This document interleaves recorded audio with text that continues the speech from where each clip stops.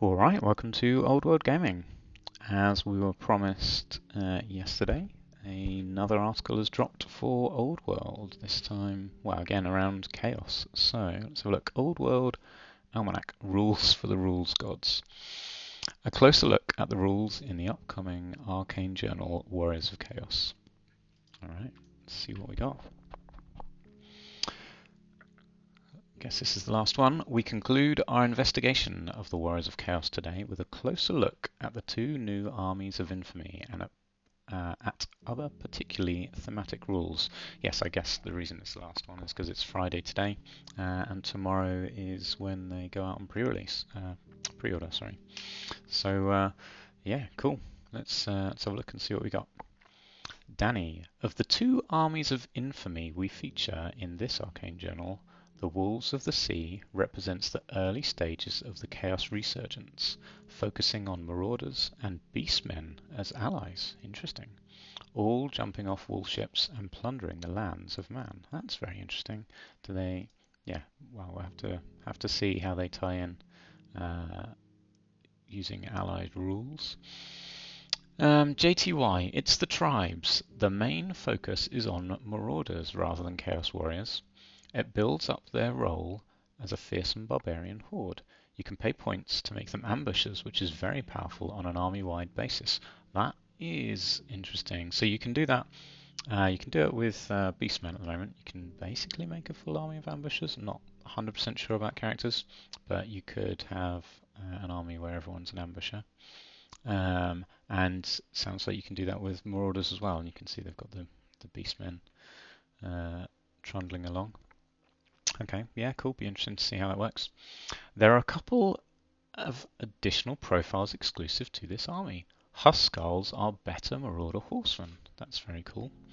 While Berserkers are a skirmishing unit, which adds some very useful flexibility.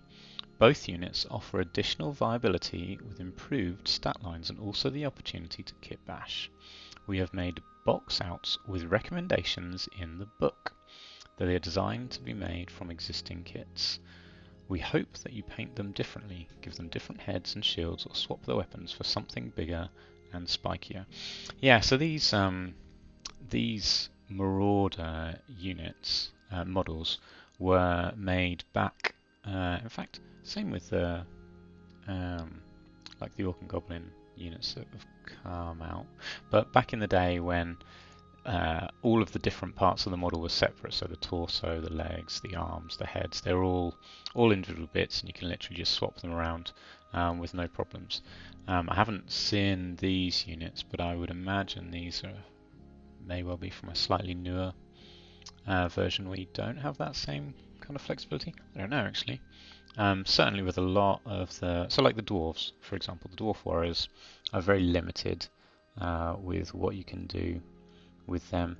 Their fronts and backs, they're like, rather than being split horizontally, they're split vertically, front and back kind of thing. So they're kind of pre-posed for you, whereas these guys you can put in whatever pose you can come up with, and that works, I guess. So yeah, encouraging kit bashing, I think, is good.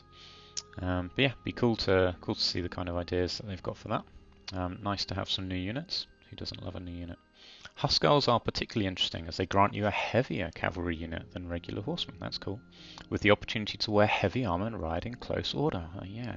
So these new Marauder horsemen, I say new, they're new to me. I think they were 8th edition, weren't they? Were they 8th edition? Yeah, they must have been. I was going to say they didn't come out for Age of Sigmar. But although there are lots of new Marauder models for Age of Sigmar, so that's a potential to get maybe like the Berserkers. Some of the new Marauders might fit. Age of Sigmar Marauders might fit quite well as Berserkers. Anyway, distracted. Heavier cavalry unit. The opportunity to wear heavy armor and ride in close order. Close order. They're in open order normally, aren't they? Or skirmishers. Combine that with furious charge and counter charge, you have a very economical, hard-hitting unit with real pace. Yeah, some good rules there. Especially if you also pay to make them drilled. Berserkers, on the other hand, are there to stack attacks with frenzy and the opportunity to equip an additional hand weapon each. As relentless warriors, they also benefit from a 6+ ward save, handy in a pinch. Well, these guys sound awesome. I wonder what the deal is with marks, because you can give normal marauders marks. I mean, I guess Mark of Corn actually wouldn't do anything, so just give some frenzy. So yeah, frenzy, additional hand weapon, so they get 3 attacks basically, which is very, very good. In Old World, most units do have just a single attack, so to be able to have 3 attacks is excellent. Relentless Warriors gives them a 6+ ward save. Yeah, I mean, Berserkers sound excellent, so yeah, love it. The rest of the rules are there to add character to the army. Danny, I think the Warriors Duel in particular is evocative. It gives Chaos players something to be excited about, and it's a characterful way to throw down the gauntlet and determine who gets first turn. You can even take a small advantage by killing off an enemy champion. Likewise, every time you win a challenge, you get to roll on the Gaze of the Gods table, which is so thematic. Alright, is this like... Yeah, it is, okay. I was just going to say, do they have a duel before they start the fight, the battle? But it looks like that's exactly what it is. Wolves of the Sea Special Rule Warriors Duel. The Marauder tribes respect any warrior brave enough to face their enemy in single combat.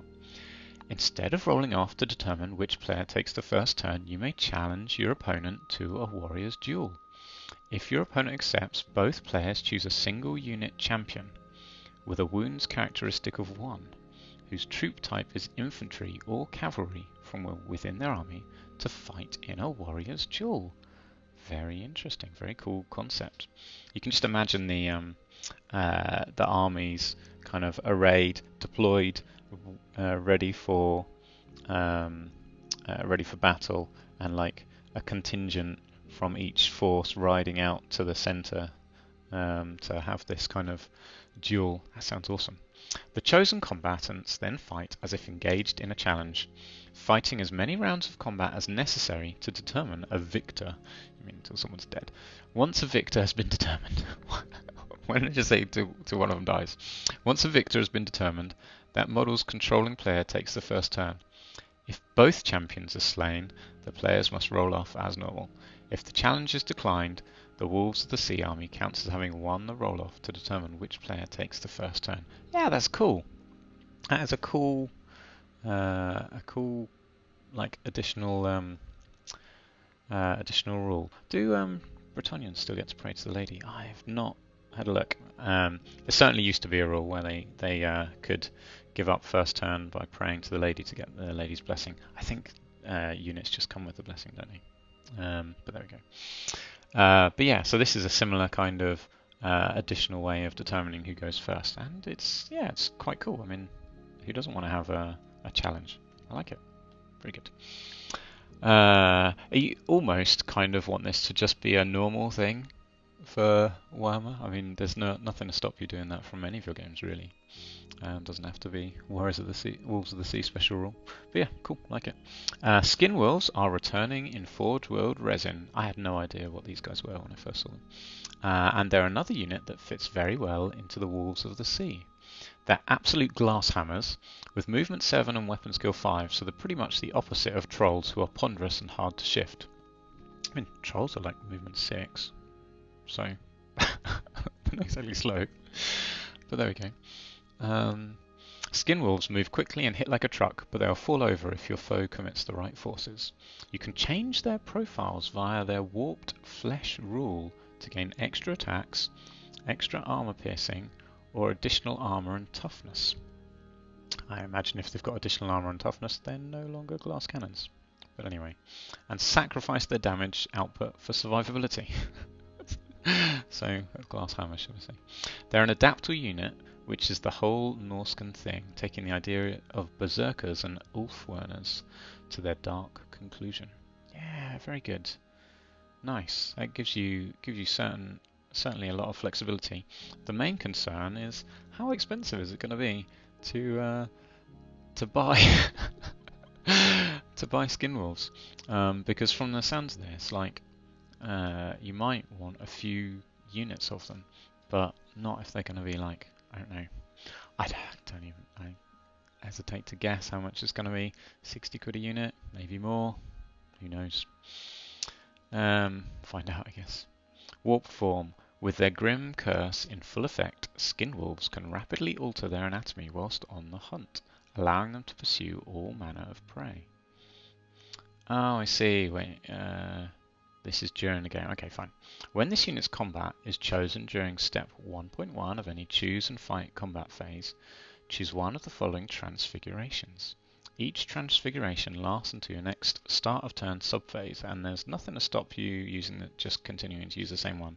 Unlike, well, again, I haven't looked at the new War Dancer rules, but previously you had to switch between dances each combat, but this looks like you can keep the same one. Enlarged Claws. The armor-piercing characteristics of this unit's weapons is improved by 1. Additionally, they gain Armor Bane 2 special rule. Yeah, pretty good if you're fighting heavy armored troops. Barbed Protrusions. This unit gains an extra attack special rule. I love an extra attack. Toughened Flesh. The unit improves its toughness and characteristic by 1 and its armor value by 2. Great. I mean, that's awesome. Yeah, I guess that makes them mega flexible. That's a really good unit. Yeah, maybe you Warp Flesh roll. Okay, fine. So it sounds like you might be alright with just the one unit. That's good. But yeah, very good. Very, very good. The Wolves of the Sea seem like they are going to be an excellent army.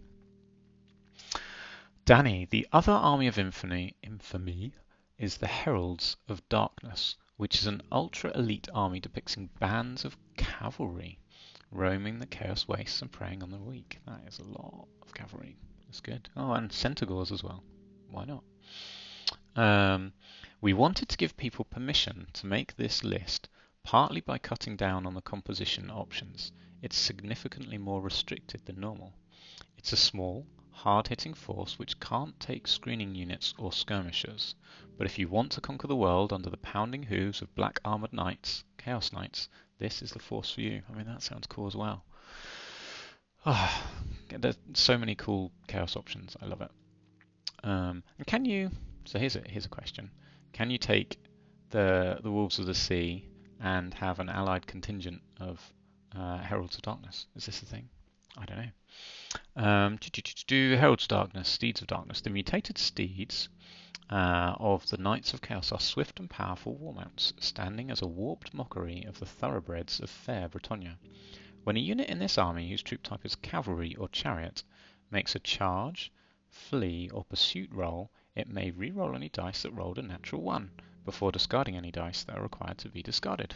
There you go. Very cool. Gives you, particularly with charging and pursuing, actually. Yeah, all of them have the benefits. So yeah, very cool. Good. Very nice. JTY. It's very on theme for a great champion of chaos to lead a corps of chosen knights. We're re-releasing the iconic plastic Chaos Warriors and Chaos Knights. All mystery, discipline, and menace.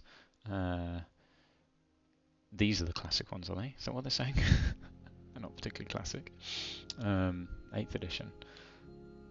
If that's what they're referring to as classic Chaos Knights, I mean, I don't know. I feel like, yeah, no, it's got to be them. I was just thinking they did back in 5th edition, when they released the Chaos, the plastic multi-part Chaos unit, which was one of the first multi-part regiment units in the kind of 5th edition wave, excluding skeletons who'd been around forever. They also did a version of them that were knights, but I think they had some metal parts on them. So I just briefly wondered if that's what they meant by plastic Chaos Knights, but it's not. I think they mean these, and I don't think they're classic. But anyway, whatever. Iconic. Maybe it doesn't say classic. It just says iconic. Oh, there's me getting very going down a rabbit trail just because I misread something. We're releasing the iconic plastic Chaos Warriors and Chaos Knights. All mystery, discipline, and menace. The key difference between these guys and the more finely armoured Chaos Warriors from the Warhammer Age of Sigmar is this. The latter are what Chaos looks like when they've won, really. Ours are rough and ready brawlers from the realm of Chaos, rather than the gloriously baroque warriors of Chaos, victorious from the mortal realms. Yeah, but you can still use them from Age of Sigmar anyway. I mean, these guys are really nice. I don't have any of these. Yeah, it's whether, I don't know. Depends. Probably comes down to price, I think, as to whether I'd get some of these or the Age of Sigmar ones. I could do with some nice looking knights as a unit of Chosen, because mine are the 6th edition knights, and these are just really nice. But anyway, okay, fine. Danny, the 2 armies of infamy are polar opposites. I don't know if they're strictly true, because they're both quite fast armies. It's not like the polar opposite would be like a dwarf army. But anyway, carry on. At the moment, Chaos armies tend to be quite balanced, with elements of warriors and marauders. These play at the ends of the spectrum. The Wolves of the Sea can bring a heck of a lot of miniatures to the table for a Chaos army. JTY, we are deliberately staying away from mono-god lists. That's the chaos of the end times, when the god's power has waxed strong. In our period, Undivided is in the ascent, the pantheon as a whole. Now, when they talk about Undivided, I don't know if they mean like actual Undivided. Like these pictures do kind of display everything as Undivided. I'm just wondering if they mean like the armies have got Nurgle and Sench and Cornwall and Slanesh all kind of mixed in together, different units from each. Is that what they mean by Undivided, or do they mean just actually each unit is an Undivided unit? But there we go. I think that's kind of what they're saying. In our period, Undivided is in the ascendant, the pantheon as a whole. Chosen Chariots. Chosen Chariots are a classic unit upgrade for the Heralds, just as a Chosen is an upgrade for an ordinary warrior or knight. These chariots are one of the bonuses you get for going all knights. You get even more horrific chariots. That's cool. Chosen Chariots. I mean, Chosen are excellent. So to have Chosen Chariots is obviously loads better. This is actually a really cool dragon. I wasn't sure what I thought about it from the previous picture, but that's a nice angle on it. I like it. The Warp Fire Dragon is another returning Warhammer Forge miniature available for the Warriors of Chaos Grand Army. It's also quite big, isn't it? Bringing yet more monstrous destructive energy to the battlefield. We don't have any plans to bring back the War Mammoth currently, however. What? I mean, it's good of them to say that, to stop speculating, but come on. You've got a Marauder army. Surely you want a War Mammoth. However, if these guys are meant to be travelling on boats, I can understand why they don't have a War Mammoth with them. Where were we? I think I'm just happy with Chaos in general. It's a very solid force with lots of options. Chaos Lords are as terrifying as they should be, and Sorcerers are as powerful as they should be. You have a nice spectrum between Marauders in great numbers who aim to dogpile the enemy, and Chaos Warriors who are decent heavy infantry. Chosen Warriors are better, and Knights are better yet. Chosen Knights are terrifying, as are Chariots. Fundamentally, there's nothing in the Chaos roster that I feel is bad. Everything does a job. Yeah, cool. Yeah, very nice, and you can make these guys as well out of the Chariot unit. So yeah, awesome. Danny, the Chaos Lord on a dragon is undoubtedly very powerful at present, especially if you spec him to murder everything he touches. And why would you not? But there is counterplay. There's magic you can look at, and a magic weapon in the core rulebook called a Dragon Slaying Sword, which I've not seen too many of. Britannia has a few answers, including virtues. Many factions could bring their own big lord on a dragon, and those that can't make up for it by lugging big cannons onto the field. JTY, they won't manage it in one shot, but 2 or 3 shots should kill a dragon.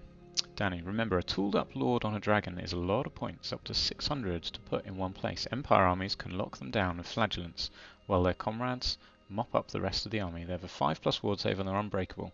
Pretty good for a unit worth only a few hundred points. Are they just saying, here's how to kill a dragon? That's basically what it is. JTY, these dragons have toughness 6, which is not insurmountable. A Minotaur with a great weapon could cut one in half. I do think that people are beginning to work out how to deal with powerful heroes, but we are watching the scene.